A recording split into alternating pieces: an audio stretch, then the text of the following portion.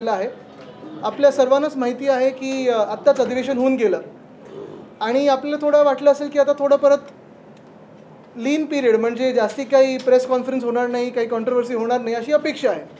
पण ह्यात सर्वात महत्त्वाची एक गोष्ट आहे की आपल्या सर्वांना मला सांगायचं आहे, हे मी आपल्याला सांगू इच्छितो की मागच्या 2 आठवड्यापूर्वी सन्माननीय लोकायुक्त महोदयांना मी पत्र लिहिलं होतं आणि त्या पत्राद्वारे मी आपल्या राज्यामध्ये, आपल्या मुंबईमध्ये स्ट्रीट फर्निचरचा जो घोटाळा झालेला आहे साधारणपणे 263 कोटीचा, ह्याची माहिती कळवली होती.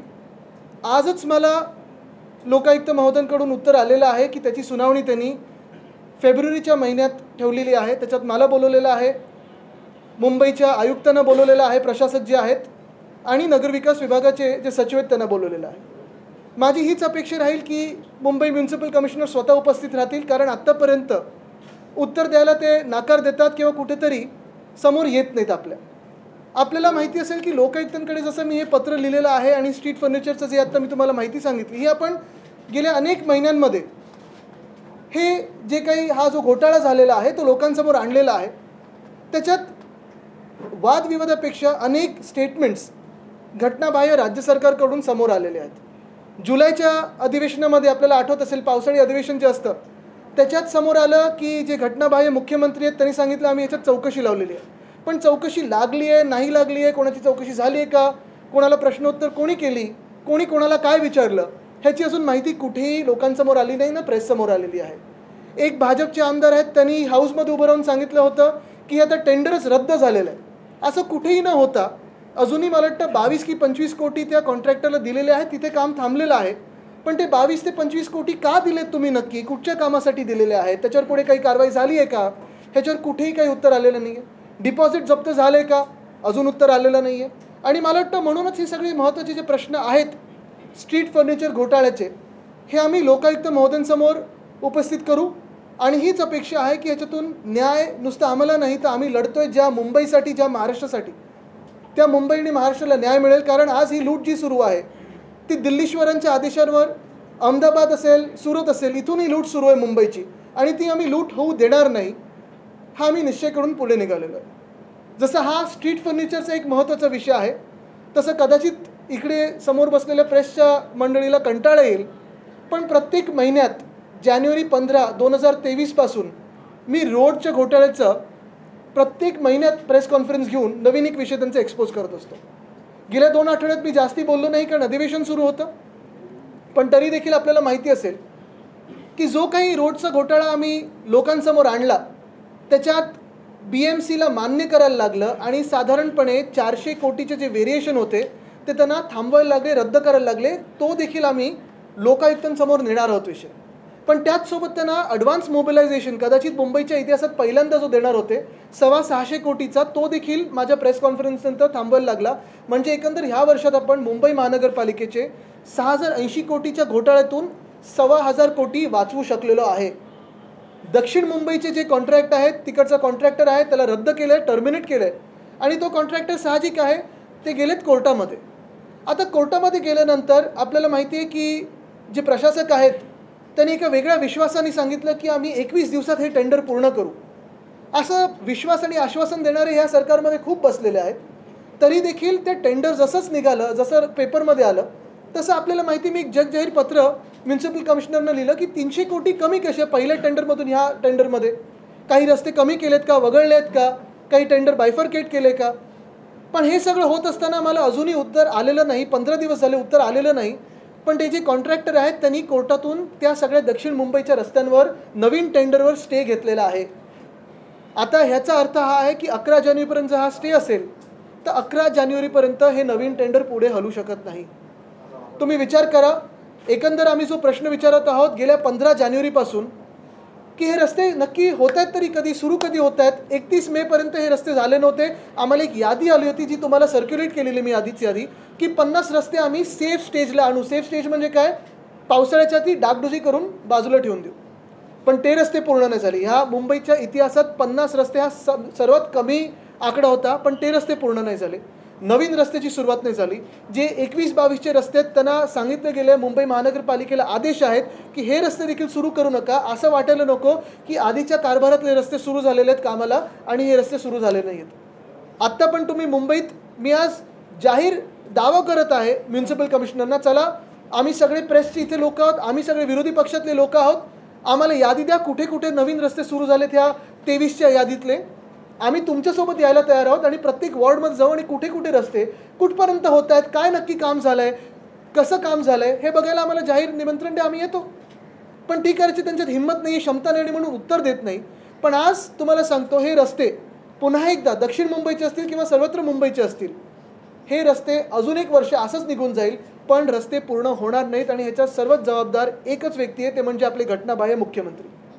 जे काही त्यांना विचार सुचला होता की सर्व रस्ते आम्ही कॉन्ट्रॅक्टरला देऊन कॉन्क्रीटचे करू, खरं तर सगळे रस्ते कॉन्क्रीटचे करायचे नसतात, पण हे त्यांना माहितीच नसेल. दुसरी गोष्ट म्हणजे ट्रॅक्टर आणि कॉन्ट्रॅक्टर ह्यामधला फरक न कळत असलेल्या मुख्यमंत्र्यांकडून अपेक्षित तरी काय करायचं आम्ही. आणि म्हणून आज परत एकदा सांगतो मी की जे मुंबईचा रस्त्याचा घोटाळा झाला आहे तो देखील लोकांसमोर आहे. येत्या 15 जानेवारीला 1 वर्ष होईल. ठीक आहे, आम्हाला ह्याच्यात काही आनंद नाही की बघा तुम्हाला एक्सपोज केलं, बघायला तुम्हाला एक्सपोज केलं, पण दुःख या गोष्टीचं आहे की ज्या मुंबईवर, ज्या महाराष्ट्रावर तुम्ही प्रशासक म्हणून बसलात, घटनाबाह्य मुख्यमंत्री म्हणून बसलात, नुसतं लूटमार करत आहात, मुंबई आणि महाराष्ट्राची सेवा करत नाही आहे, आणि हे दिल्लीच्या आदेशावर तुम्ही मुंबईची या महाराष्ट्राची लूट करताय, ह्याचं दुःख आम्हाला आहे. पहा ना, आज कुठचं काय काय रस्ते तुम्ही आता 25 तारखेला गुड गव्हर्नन्स डे साजरा करणार आहात, पण महाराष्ट्रात खरोखर गुड गव्हर्नन्स आहे का? गव्हर्नन्स तरी आहे का? मुळात गुड तर सोडा, गव्हर्नन्स आहे का? MTHL Mumbai trans harbour link जेव्हा आमचं सरकार पाडलं गेलं गद्दारी करून, खोके खाऊन, तेव्हा साधारणपणे 83% हे काम पूर्ण झालं होतं. 1.5 वर्ष लागतं तुम्हाला पुढची 15% पूर्ण करायला. 1 महिन्यापूर्वी जेव्हा प्रश्न विचारला तेव्हा MMRD कडून उत्तर आलं, मला वाटतं प्रेसमध्येच आलं, की अजून 5% काम बाकी आहे.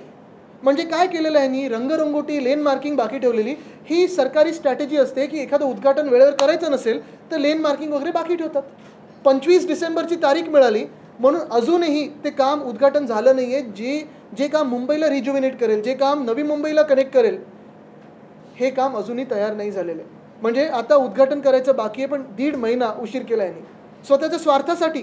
दुसरं कुठचंही कारण नाही. मुंबईकरांना तुम्ही सफर करायला लावा, काही प्रॉब्लेम नाही आहे ना, पण स्वार्थ नुसतं गाठायचा, आणि म्हणून हे MTHLचं काम त्यांनी पेंडिंग ठेवलेलं आहे. तसंच दुसरं आपल्याला आठवत असेल, नवी मुंबईचं मेट्रो लाईन 5 महिने तयार होती आणि बंद होती. आपल्याच माध्यमातून जेव्हा मी लोकांसमोर आणलं, आपल्या प्रेशरमुळे, प्रेसच्या प्रेशरमुळे त्यांना उघडायला लागलं. इनॉग्रेशन झालं नाही, पण ती लाईन सुरुवात करायला लागली. तसंच आज दुःख या गोष्टीचं आहे की दिघा स्टेशन, आमचे तिकडचे स्थानिक जे खासदार आहेत, राजन विचारे साहेब, अनेकदा त्यांनी पत्र लिहिले आहेत, हाऊसमध्ये विषय घेतलेला आहे, पण विरोधी पक्ष यांना नकोच आहे, सस्पेंड करून टाकतात प्रश्न विचारला की. आणि आज दिघा स्टेशन हे 8 महिने होऊन तयार आहे. आपल्याला माहिती आहे केवढा त्याचा मोठा इम्पॅक्ट ते पूर्ण परिसरावर पडेल, पण दिघा स्टेशनचं उद्घाटन करायला तयार नाहीत का? तर कदाचित VIPची वेळ मिळाली नाही. उरण लाईन तशीच पेंडिंग आहे. रस्त्यात जर बोलायचं झालं तर डोंबिवली मानकोली कनेक्टर तयार आहे, पेंडिंग आहे, पण उद्घाटनाला वेळ नाही. जर घटनाबाह्य मुख्यमंत्र्यांना स्वतःच्या जिल्ह्यात हे उद्घाटन करायला वेळ नसेल तर तुम्ही इतर महाराष्ट्राचं काय सांगू शकता? आज महाराष्ट्रामध्ये आपण पाहताय की लॉ अँड ऑर्डर असेल, कायदा सुव्यवस्था असेल, इन्फ्रास्ट्रक्चरची कामं असतील, मूलभूत सुविधा असतील, सगळ्याची वाट तर लागलेलीच आहे, पण मुंबईची लूट होत आहे. आणि तसंच आपण पाहता की गेल्या 1.5 वर्षामध्ये एक नवा FDIचा पैसा आपल्या राज्यात आला नाही. आपण नक्की गुड गव्हर्नन्स महाराष्ट्रामध्ये काय साजरं करायचं? कारण ठीक आहे, आम्ही देशात आपण पाहताय लोकसभेत आणि राज्यसभेत असेल, विरोधी पक्षाचे नेते, विरोधी पक्षाचे खासदार यांना नकोच आहेत. लोकशाही मारत आहेत, पण गेली 1.5 वर्ष ह्या महाराष्ट्रात लोकशाही मारून टाकलेली आहे. ती जीवित करायला, पुनर्जीवित करायला आमचा हा लढा सुरू आहे. तर पुन्हा एकदा आपल्या माध्यमातून या घटनाबाह्य सरकारकडे जे कोणी त्यांच्यावर दृश्य अदृश्य शक्ती असतील, महाशक्ती असतील, MTHLचं उद्घाटन आज करा, थांबू नका तारखेसाठी. दिघा स्टेशनचं उद्घाटन सुरू करा, दिघा स्टेशन, उरण लाईन सुरू करा, डोंबिवली मानकोली कनेक्टर सुरू करा. आणि महत्त्वाचं म्हणजे जे लोकायुक्ताकडे आमची कंप्लेंट गेलेली जी सुनावणी आहे, माझी हीच अपेक्षा राहील की म्युन्सिपल कमिशनर स्वतः उपस्थित राहतील आणि उत्तरं देतील, ही माझी अपेक्षा आहे. आदित्यजी, तुम्ही पत्रकार परिषदेच्या माध्यमातून, सोशल मीडियाच्या माध्यमातून वेगवेगळे घोटाळे बाहेर काढतात, मात्र अशीच आक्रमक भूमिका तुमची हिवाळी अधिवेशनात दिसली नाही. नक्कीच, कारण आपण पाहिलं असेल हाऊसमध्ये आम्ही जे जे विषय घेतो खूप वेळा मांडायचा प्रयत्न करतो. वरच्या हाऊसमध्ये अनेकदा संधी मिळते कारण ताकद असते, खालती तेवढी मिळत नाही. पण जी काही मिळते त्याच्यात 2 तर प्रश्न मी विचारले होते आणि त्याच्यात माझा प्रयत्न हा असतो की नुसतं आरडाओरडा न करता जे महत्त्वाचे प्रश्न आहेत, हाऊसमध्ये आपण पाहिलं असेल एक आर्टिफिशियल इंटेलिजन्स, त्याच्यावर रेग्युलेटरी फ्रेमवर्क आपण बनवणार की नाही ह्याच्यावर प्रश्न विचारला. दुसरं म्हणजे ही देखील बातमी आली होती की आपल्या देशात 80 कोटी लोकांचे आधार डिटेल्स हे लीक झालेत, त्याच्यावर काही उत्तर आलं असं अपेक्षित होतं. ते दोन्ही प्रश्न मी विचारले. आपने ठेकेदार का मुद्दा उठाया, मुख्यमंत्री ने आदित्य राजा की कृपा का जिक्र करते हुए कहा है रोमिन छेड़ा को फायदा पहुंचाएगा. 2 सवाल है, एक क्या रोमिन को आप पहचानते, दूसरा और कितने तथ्य है इस बारे में? मुझे लगता है कि अगर आप देखें तो ये इलीगल सीएम जो है उनको एक स्क्रिप्ट दी गई है, उनकी पीक कैपेसिटी वही है और इसलिए आपने देखा होगा कि भाजपा ने भी वही स्क्रिप्ट 2 साल में वही दी, उनको स्क्रिप्ट बदली नहीं क्योंकि उनको पता है कि इसके आगे काबिल नहीं है, उनमें काबिलियत नहीं है. स्क्रिप्ट पढ़ने दो, जनता तय करेगी. पहचानते आरोप असे केले की कोरोनामध्ये जो हायवे कन्स्ट्रक्शन करणारा माणूस, मी तुम्हाला सांगितलं ना, तेच सांगितलंय. पहिली गोष्ट म्हणजे मुख्यमंत्र्यांची स्क्रिप्ट दिलेली आहे, ते पीक कॅपॅसिटी त्यांची तेवढीच आहे. मागच्या वर्षी पण त्यांनी तीच वापरली, यावर्षी पण तीच वापरतात. पीक कॅपॅसिटीला आता ते हिट झालेत, नवीन काही बोलतच नाही आहेत. स्क्रिप्ट भाजपकडून येते, अजून कोण त्यांच्या मागे चालवतं कोण? बघा जे त्यांना ते ज्यांना घाबरतात त्यांच्यावर ते आरोप करतात. मी जे आरोप केले त्यांची उत्तरं तर द्यावी. मी तर त्यांना किती वेळा चॅलेंज केले मुख्यमंत्र्यांना, जे घटनाबाह्य आहेत, जे आमच्याकडे राज्य लुटत आहेत आमचं, त्यांना किती वेळा चॅलेंज केलं आहे की या चला वेदांता फॉक्सॉन गेलं कसं महाराष्ट्रातून बोलूया, या घोटाळ्यांबद्दल बोलूया, 1-on-1 करा, पाहिजे तर डिपार्टमेंटसोबत बसवा, पण प्रेससमोर बसा आणि बोला. क्लॅरिटी म्हणजे पहिलं तुम्ही ह्याच्यावर क्लॅरिटी विचारा ना त्यांना. तुम्ही त्यांच्याकडून आलात का? कोण दुसरा प्रश्न असेल? आपने एमटीसीएल का मुद्दा उठाया कि एमटीसीएल का 15% काम जो है वो बाकी उसके लिए 1.5 साल लग रहा है. आपको लगता है इसके पीछे क्या वजह हो सकती है डिले होने की? डिले अगर आप देखें तो सरकार ढीला और काम में ढीले ऐसे ही चल रहे हैं. क्योंकि अगर आप देखा होगा तो जो नॉर्थ बाउंड कनेक्टर है सीलिंग का, वहाँ पिछले 7 सालों से काम शुरू है. कौन से खाते में है चल रहा काम? MSRDC. किसके पास था? जो भी इलीगल सीएम करके बैठे हुए. एस्केलेशंस हुए, टेंडर चेंजेस हुए, किसी को दिया किसी से निकाला. बहुत सारे कंप्लेंट्स हमारे पास भी आए कि जो MSRDC से चलाते थे उनके अफसर थे, उनके बारे में भी काफ़ी कंप्लेंट्स हमारे पास आए. सही वक्त पे वो निकालेंगे. काफ़ी सारे डॉक्युमेंट्स आए, एविडेंस भी आए. सर तुम्ही म्हणालात की MTNC आणि इतर जी उद्घाटनं रखडलेली आहेत त्याला VIP कल्चर रिस्पॉन्सिबल आहे. तर कोण हा VIP याचा वेळ मिळाला? बघा ह्याच्यात महत्त्वाची गोष्ट म्हणजे 2014ला जेव्हा केंद्रात सरकार आलं नवीन, त्याच्यात असं सांगितलं गेलं होतं की VIP कल्चर आम्ही काढून टाकू. ठीक आहे, दाखवण्यासाठी कदाचित लाल दिवे वगैरे काढले असतील, पण आज हे सरकार महाराष्ट्रामधलं आपण पाहत असाल जे घटनाबाह्य सरकार आहे, जे इल्लीगल आहे, करप्ट आहे, भ्रष्ट सरकार आहे, ते नुसतं कोण ना कोणतरी मुख्यमंत्री असेल, मंत्र्यांची वेळ नसेल मिळत म्हणून ही सगळी कामं रखडून ठेवतात. कोण VIP असा? आता हे त्यांनी ठरवलं पाहिजे कोणाला उद्घाटन द्यायचं. तर त्यांच्याकडे एक मुख्यमंत्री 2 उपमुख्यमंत्री आहेत. आता भांडत ते बसतात की कोणी तिथे नागपूरमध्ये कुठे कोण गेलं नाही गेलं. विश्वासार्ह प्रकरणावरून तुमच्यावरती आरोप केले, SIT गठीत केली. शर्मिला ठाकरे यांना ज्यावेळी याबद्दल विचारले गेले त्यांनी सांगितलं की आदित्य असं काही करेल असं आम्हाला वाटत नाही, अशा पद्धतीने. पण त्याचं आम्ही उत्तर दिलेलं त्याच्या तुम्ही आभार मानले, त्याच्यानंतर ते असं म्हणतात की आभार मानण्याची. बघा आजचा महत्त्वाचा विषय कुठचा आहे आणि महत्त्वाचा विषय मी एवढ्यासाठी पुन्हा पुन्हा मांडतोय कारण हा जो विषय आहे घोटाळ्याचा, हा तुमच्या आमच्या खिशातून पैसे टॅक्सपेअर म्हणून गेलेले आहेत, मुंबईला लुटत आहेत आणि हे सगळं इतर गोष्टी निर्माण करून ही आपल्यासमोर जे काही धोकं निर्माण करतात ना, हे सगळं लूट करण्यासाठी, त्याच्यावर आपण बळी पडू नये. म्हणून मी पुन्हा एकदा तुम्हाला त्याच मूलभूत प्रश्न राहणीन की दिघा स्टेशन 8 महिने पेंडिंग आहे, उरण लाईन किती महिने पेंडिंग आहे, डोंबिवली मानकोली कनेक्टर अजून उद्घाटन झालेलं नाही आहे, MTHLचं पेंडिंग आहे. पुन्हा एकदा सांगतो, लोकायुक्तांसमोर आम्ही जे कंप्लेंट केलेली आहे त्याचं आता हिअरिंग लावलेलं आहे. रस्त्याचा घोटाळा 6,000 कोटीचा घोटाळा आहे, 1,700 कोटीचा जो ब्युटिफिकेशनचा घोटाळा, त्याच्यात देखील आमच्याकडे आता डॉक्युमेंट चांगले आले, ते आम्ही लवकरच फोडू तुमच्यासमोर. 50 सांसदों को सस्पेंड कर दिया गया. आपने कहा कि हमारा देश दुनिया के सबसे बड़े तानाशाही चोर बन रहा है. बिल्कुल, मुझे लगता है कि ये प्रेस ने भी मुद्दा उठाना ज़रूरी है जैसे हम उठा रहे हैं, क्योंकि देखे अनदेखे में, जाने अनजाने में हमारा देश तानाशाही की ओर बढ़ चुका है. अगर आपने देखा होगा तो जो कल एक बिल भी पारित हुआ कि जो इलेक्शन कमीशन की अपॉइंटमेंट होगी उसमें PM साहब हो गए, कोई मंत्री हो गए और LOP हो गए, जो स्वयं CJ होने वाले थे उनको वहाँ से निकाला गया है. मुझे तो ये दर्द की बात है कि हर एक इंस्टीट्यूशन, इलेक्शन कमीशन तो हम कहते हैं कि entirely compromise commission of India है, पार्लियामेंट से जो विपक्ष है उनका आवाज़ अभी निकाला गया है। क्यों? तो एक सांसद ने कहा बहुत सवाल पूछ रहे हैं कि हमारा ये अधिकार नहीं बनता सवाल पूछे। और सवाल पे किस बात पे पूछ रहे थे कि दो जो युवा है जिन्होंने सांसद भवन में आके जो वेले उसमें कूदे, खुद की जान पे सवार होके उन्होंने ऐसी कार्रवाई की है। शायद अलग अलग सवालों पे हो सकता है, मणिपुर के सवाल पे हो सकता है, शायद जो बेरोजगारी है उसके सवाल पे हो सकता है, लेकिन अगर दो युवा इतनी जान पे सवार होके इतनी खतरे को सामने जाके खतरों के खिलाड़ी बन के संसद भवन में आ सकते हैं पूरी सिक्योरिटी को चुका के, तो क्या हमारा ये अधिकार नहीं बनता है कि जो हमारे लोकतंत्र का मंदिर है उस पर कोई अगर ऐसे आए तो सवाल उठाए? एक यही बात अपेक्षित थी कि कोई भी सरकार से एक स्टेटमेंट करे, जैसे वाजपेयी साहब के टाइम पे किया था, तब एचएम साहब ने किया था, अडवाणी साहब ने किया था, वैसे ही तो सवाल बनता है।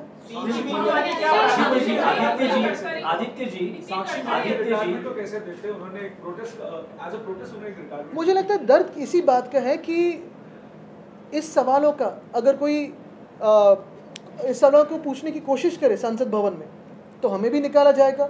और ये देश अभी ऐसे चलेगा क्या कि जो जैसे उनका कहते हैं ना, राइट माइट इज राइट, ऐसे ही चल रहा है शायद। आदित्यजी, तुम्ही त्या दोन युवकांचा उल्लेख खतरों के खिलाडी असा केला. तुमचं त्या दोन युवकांना समर्थन आहे? जी घटना घडली त्याला समर्थन आहे? तुमची समर्थन बिलकुल नाही आहे. जसे आले ते चुकीचंच आहे. दोन तीन गोष्टी ह्याच्यात मी पहिल्यापासून आपल्या वाटतं नागपूरमध्ये पण आपण ह्याच्यावर चर्चा केली. दोन तीन गोष्टी महत्त्वाच्या जे आपण विचार करण्यासारख्या आहेत. पहिली गोष्ट म्हणजे हे जे दोन तरुण मुलं आली ती कोणाच्या पासमुळे आली, त्यांच्यावर काही कारवाई झाली का? म्हणजे प्रश्न विचारला, दुसरं कोणी प्रश्न दिला तर त्या व्यक्तीला, त्या महिलेला तुम्ही खासदारकी त्याची रद्द करून टाकली. पण एवढी मोठी सिक्युरिटी थ्रेट कॅनिस्टर घेऊन तुमच्या संसद भवनमध्ये आले, नवीन संसद भवन, तिथे त्या MP ला अजून प्रश्न देखील विचारला नाही. दुसरी गोष्ट म्हणजे तिथे 800 MPs असतात, 800 खासदार असतात, 150 कोटी जनतेला रिप्रेझेंट करतात. त्या संसद भवनात जेव्हा दोन तरुण मुलं येतात, उडी मारून आत येतात, उद्या ते काही घेऊन येऊ शकले असते, त्याच्यावर जेव्हा सरकारला प्रश्न केला जातो, 150 खासदारांना, मला वाटतं असं ब्रिटिश साम्राज्यात पण झालं नसेल, असं एवढं चाललेलं आहे की मोगलाई जणू काही आपल्या देशात आलेली आहे. तुम्ही बाद करून टाकलं, त्यांना सस्पेंड केलं. आणि तिसरी गोष्ट म्हणजे मला वाटतं विचार करण्याची गोष्ट आहे, त्यांना 100% माहिती आहे की जर सिक्युरिटी त्या दिवशी अलर्ट असती तर कदाचित शूट साईट पण झाला असता. तरी देखील हे सगळं विचार करून त्या तरुण मुलांनी नोकऱ्या नाही आहेत देशात म्हणून ते पाऊल उचललं. ह्याच्यावर आपण गंभीरपूर्वक विचार करणं गरजेचं आहे की एवढं जर पाऊल कोणी उचलू शकतं तर देशात उद्या मोठा किती एक स्फोट होऊ शकतो हा विचार करणं गरजेचं आहे.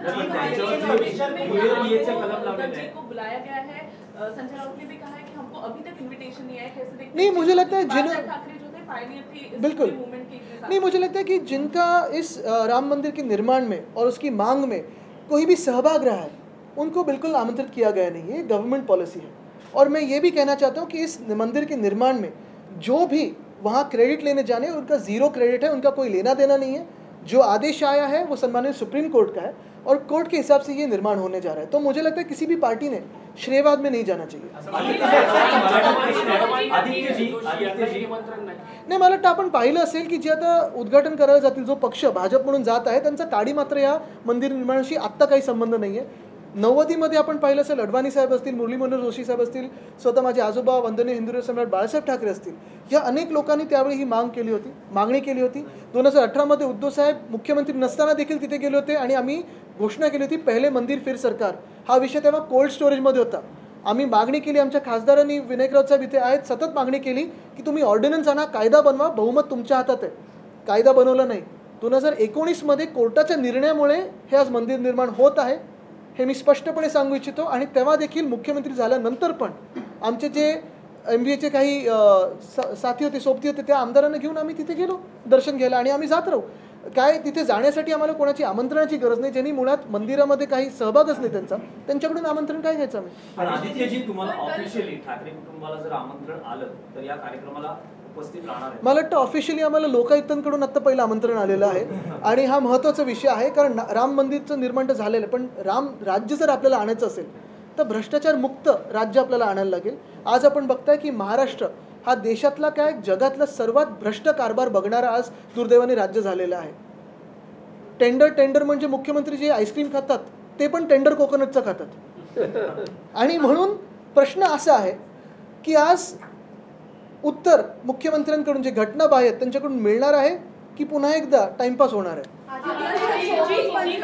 31 डिसेंबरला 1 वाजेपर्यंत दारू विक्रीसाठी वाईन शॉप ओपन ठेवण्याची परवानगी याचा GR काढलेला आहे सरकारकडून, काय याविषयी? मला वाटतं दुसऱ्या कुठच्या पक्षाने केलं असतं तर ह्या लोकांनी किती थैथयात घातलं असतं हे आपण विचार करा. सॉरी, एक मागून प्रश्न आपले. सध्याच्या राजकीय स्थितीमध्ये विरोधकांमध्ये संवाद नाही आणि कोणीही कुठेही जाऊ शकतं अशा पद्धतीचं वक्तव्य सध्याच्या राजकीय स्थितीमध्ये गडकरी यांनी केलं. आता ते अनेकदा स्पष्ट बोलत असतात आणि मला वाटतं मी त्याच्यावर जास्ती काही बोलणार नाही. अडवाणी आणि इतर जे काही महत्वाचे त्यावेळी राम मंदिर ज्यावेळी त्या आंदोलनात महत्वाचे नेते होते त्यांच्या संदर्भात राम मंदिर जी कमिटी त्यांनी सांगितले, चंपतराय जे आहेत त्यांनी म्हटलंय की अडवाणी किंवा इतर जे नेते त्यांनी या राम मंदिराच्या उद्घाटनाला येऊ नये. याकडे तुम्ही कसं पाहता? आत्ताच उत्तर दिलं मी.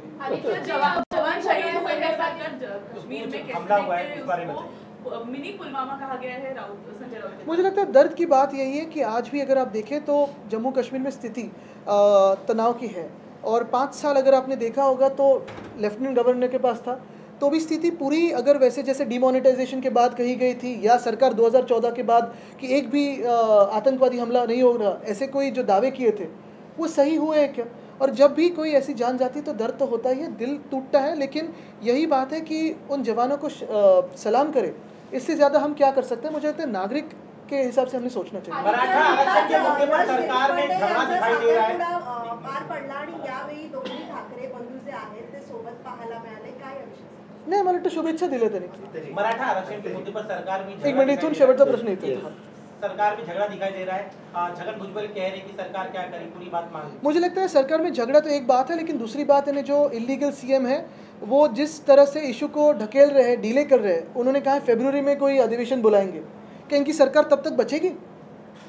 हम यही अपेक्षित है हमें कि सुप्रीम कोर्ट से हमें न्याय मिलेगा और यहाँ ये सरकार बर्खास्त होगी, क्योंकि ये एक इलीगल सरकार है, हमारे संविधान के खिलाफ सरकार है, लोकतंत्र की जो हित है उसके खिलाफ है. और ऐसी सरकार के टिक सकेगी फरवरी तक? तो ये झूठ बोल रही है. एक छोटा सब क्वेश्चन है. अभी विदर्भात हिवाळी अधिवेशन झालं.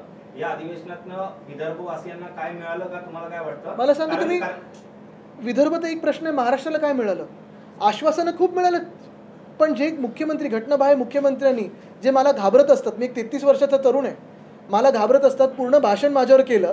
मला अपेक्षित हे होतं की मुख्यमंत्री जेव्हा स्वतःला समजतात तेव्हा महाराष्ट्राच्या विषयांवर भाषण व्हायला पाहिजे, तेव्हा महाराष्ट्राचे जे तरुण बेरोजगार आहेत त्याच्यावर भाषण व्हायला पाहिजे, जे उद्योग आपल्या राज्यात आले नाहीत त्याच्यावर भाषण व्हायला पाहिजे, जी लॉ अँड ऑर्डर कायदा सुव्यवस्थेची जी परिस्थिती आहे त्याच्यावर भाषण व्हायला पाहिजे, नवीन काही चांगली कामं केली असतील त्याच्यावर भाषण व्हायला पाहिजे, शेतकरी आहेत त्याच्यावर भाषण व्हायला पाहिजे.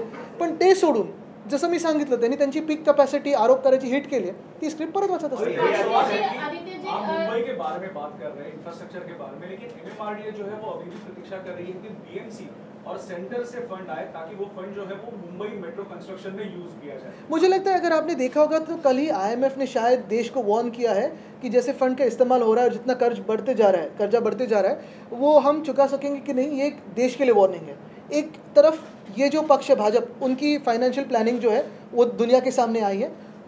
दूसरी तरफ हमने जो BMC में पिछले 25 सालों में जो काम किया है, जैसे अगर आपने देखा होगा कोस्टल रोड का जो काम है, STP का जो काम है, GMLR का जो काम है, हर एक काम के लिए बिना कोई छुपे हुए टैक्स बढ़ाते हुए, ना कोई टोल लगाते हुए, जो भी पैसा टैक्स से आता था उसको एक FD में रखा था और हर एक पैसे का जो अकाउंट है वो हम बजट में देते थे. तभी भी 90,000 करोड़ की हमने FDs बनाई. तो हमारी एक तरफ प्लानिंग, विकास तो हो रहा था, शाश्वत विकास हो रहा था, फाइनेंशियल प्लानिंग भी ठीक हो रही थी. दूसरी तरफ आपने देखा तो मुझे लगता है ये एक अगर आपने देखा होगा कि ये एक धोखा है देश को कि पैसा खर्च करो और कर्जे में जाओ तो ही विकास होता है. कोस्टल रोड पे कहा जा रहा है कि अभी टोल लगाएगा. मुझे जितना याद है जब उद्धव साहब ने कहा था कि कोस्टल रोड जो हमारा जो सपना था और हमने जो काम शुरुआत की थी, हमने जिस काम की शुरुआत की थी, सिग्नल फ्री और टोल फ्री, ये हमारा काम था. उसको कंपेयर कीजिए जो MSRDC जो अभी मंत्री महोदय मुख्यमंत्री करके बैठे हुए, 4 सिग्नल 4 टोल सब टी, यानी इतनी खराब प्लानिंग मैंने देखी नहीं है, लेकिन वैसी स्क्रिप्ट है. ठाकरे गट लोकसभेच्या 23 जागा लढवणार आहेत का? कारण संजय राऊत यांनी आज सकाळी हे वक्तव्य केलेलं आहे. आमचा गट नाही, आमचं शिवसेना उद्धव बाळासाहेब ठाकरे पक्ष आहे आणि आपण लवकरच पाहाल की महत्त्वाची गोष्ट म्हणजे लोकसभेत आम्ही महत्त्वाची भूमिका ही तिथे पार पाडूच. तरी देखील आम्हाला हीच अपेक्षा आहे की सुप्रीम कोर्टाकडून देखील न्याय मिळेल. आजचा जो महत्त्वाचा प्रश्न पुन्हा एकदा आपल्यासमोर आणू इच्छितो, MTHLसाठी उशीर करू नका. दिघा स्टेशनसाठी 8 महिने झाले तयार आहे तरी उशीर करू नका. लोकांचे हाल होत आहेत, उरण लाईन लोकांचे हाल होत आहेत, डोंबिवली मानकोली कनेक्टर लोकांचे हाल होत आहेत. तसंच आज एक आनंदाची बातमी म्हणजे लोकायुक्तांनी सुनावणी ठेवलेली आहे स्ट्रीट फर्निचरच्या घोटाळ्यावर. मला हीच अपेक्षा राहील की MCनी उत्तर द्यावीत आणि मी जे त्यांना पत्र लिहिलेत ते 22 कोटी त्यांनी का दिलेत कॉन्ट्रॅक्टरला ते परत घ्यावेत, डिपॉझिट जप्त करावं. रस्त्याच्या घोटाळ्यामध्ये परत मी सांगेन सगळे टर्मिनेट करा कॉन्ट्रॅक्ट आणि नवीन कॉन्ट्रॅक्ट काढा. धन्यवाद.